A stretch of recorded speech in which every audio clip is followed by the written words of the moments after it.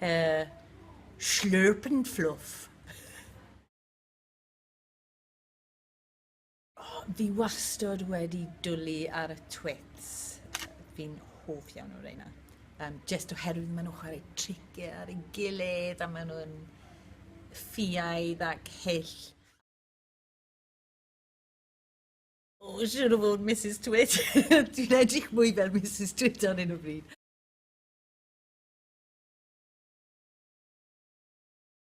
O, siwr o fod y castell gan bod siwd gymaint o stafelloedd a addurniadau a stafelloedd sydd wedi cuddio tu ôl i pethau. O, na, sa'n gallu gweud hwnna? O'n i'n ddrwg iawn unwaith efo cwpl o ffrindiau yn cuddio mewn llwyni a wnaethon ni taflu. O no, fi'n teimlo'n awful. Wnaethon ni taflu cerrig bach at ceir wrth nhw'n pasio. A wnaeth car yma stopio unwaith.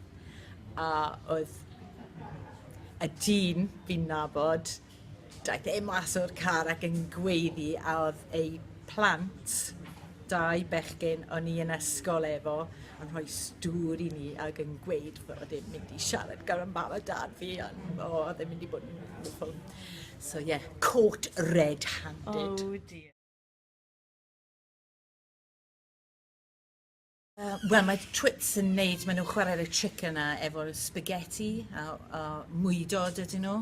So, felly, a dwi'n casau currants a raisins, so felly byswn ni'n defnyddio, falle dim mwydod go iawn, ond yn lle cael bolognese sauce, cael rhywbeth efo currants a rhywbeth fi ddim yn licio.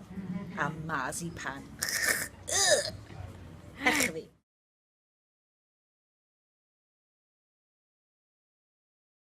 Wel, darganfod.